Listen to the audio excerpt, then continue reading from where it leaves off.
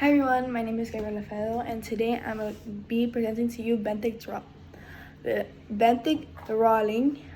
It's a type of commercial fishing, and the reason why I chose this type of commercial fishing is because Paula said that it was the most dangerous and the one that hurts the ecosystem the most. So I thought, why not research about it on my own and to actually enlighten myself to know the actual cause of it and why it's so bad.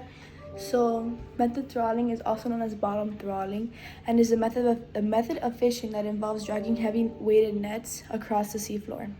So basically the net drags across the seafloor to catch fish, and then this method of commercial fishing is favored by many commercial fishermen because they could go on one trip and get large quantities of fish at one time.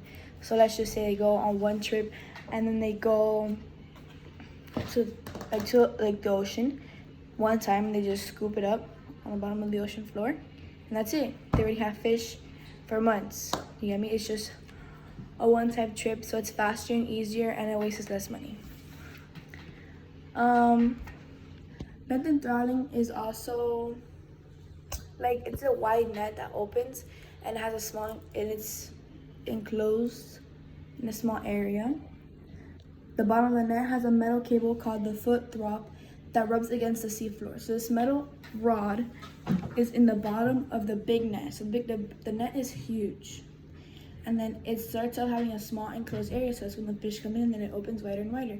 And in the bottom, it has a foot throp, which is like the metal bar that I mentioned. But that metal bar is heavy and it rubs against the seafloor. That's what catches all the fish. When the net is dragging on the floor, it crushes everything in its path. It can crush anything from a living habitat such as a coral reef, and it rips the coral reef into different pieces, which messes up the ecosystem and the living organisms that live in the coral. It also rips and smothers the seabed as it turns over. So, some advantages of benthic trawling or bottom trawling is that it's the easiest and fastest way to catch large amounts of fish. So basically, as I mentioned before, is that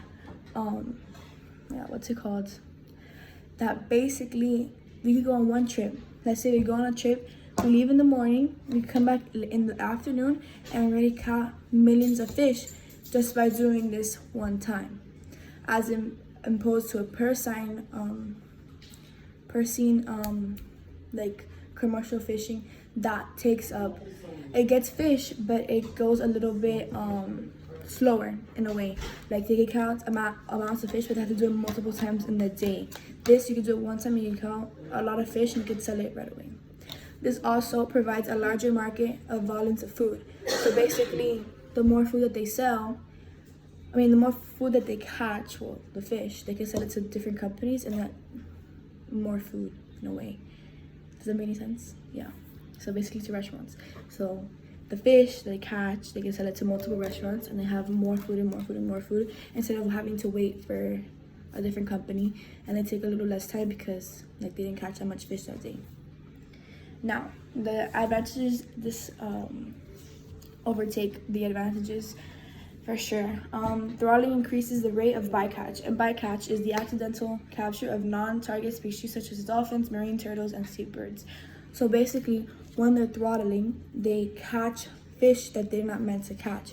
So let's just say they're trying to catch tuna, and in the process they catch dolphins or other animals that are not meant for the catch, and they basically just kill them right away and gave them a death wish because they use them to catch the tuna, when in reality they only wanted the tuna, not the dolphin. It also displaces and harms most marine species and the life around it.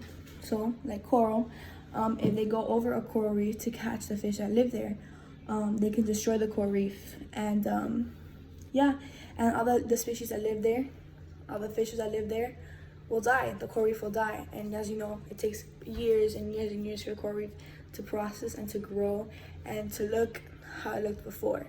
It just basically denatures everything in a way. I don't know how to use that word right, but yeah. It also causes pollutants to mix into plankton and move into the food chain and create harmful algae blooms or oxygen deficient dead zones. So basically, by moving all this stuff, it mixes with the pollutants and the plankton, and you know that main fish eat the plankton to get energy and food, and it's a part of the cycle. But if they mix the pollutants with the the plankton, then it'll create like harmful algae, and then the fishes or like animals such as whales can't eat the plankton, and that'll cause like a oxygen deficient dead zone. Basically, there's not enough oxygen there, and yeah. And then my last slide is about the QR codes, which yeah, is about this video and the next video. Okay, thank you.